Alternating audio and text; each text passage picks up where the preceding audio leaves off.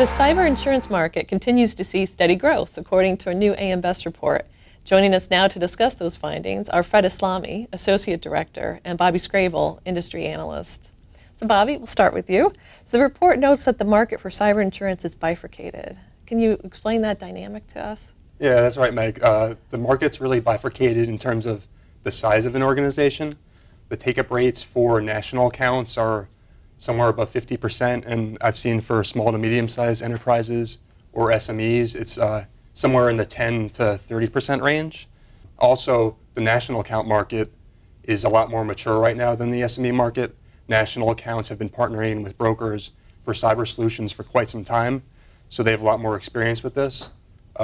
Companies like financial institutions, Fortune 500 companies hire either outside firms to do cybersecurity, or they have internal teams doing that. So they're also a lot more aware of their risks. They know what kind of coverage they need, and they're also better able to quantify the impact that a cyber event could have on their business. This means they know how much their limit should be, and also how much they should be willing to pay for cyber coverage. And also for policy standardization, although it's improving, coverage for cyber is still more expensive than other types of commercial policies.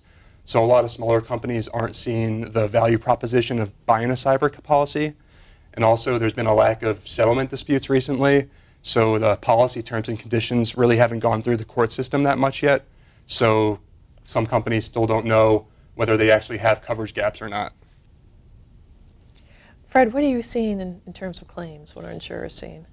We've seen the number of claims going back to 2015, 16, 17 increasing. There's a trend of increasing in the number of claims.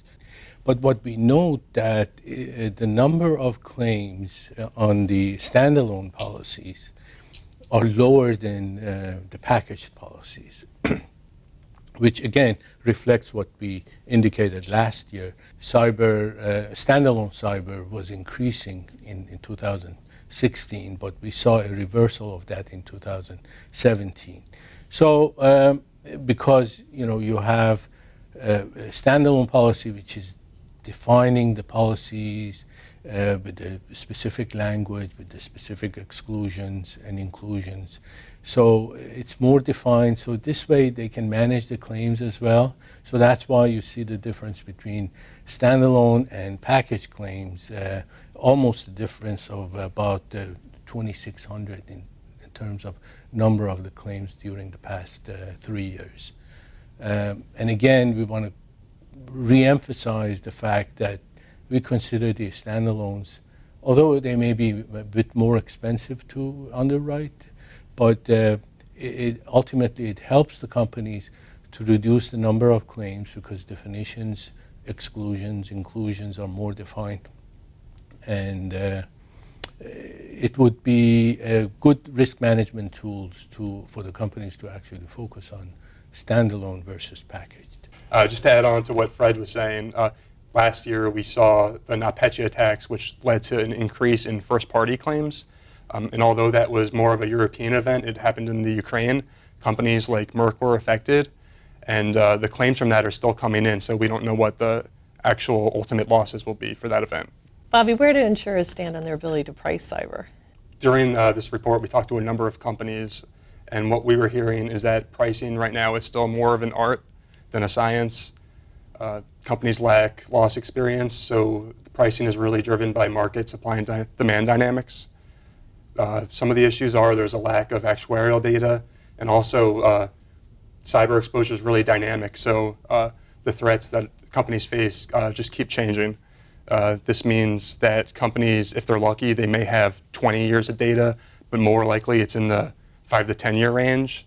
And even if they have that data, all the technology that's been changing in the past 20 years. So this means that pricing sophistication is really varying by insurer. Although we do expect pricing accuracy to improve, the dynamic nature of cyber means that exposures are going to continue evolving. So underwriters are going to ultimately have to make the final decision when it comes to cyber pricing. And a certain risk margin is going to continue to be priced into these policies just because of all the unknowns and how technology is continuing to evolve for cyber. So, Fred, how does AM Best view cyber, and what role might it play in impacting potential ratings? So the market is definitely expanding, and there is plenty of capacity. I mean, we still consider natural cat claims to be the elements that we would have any impact on the rating of the companies.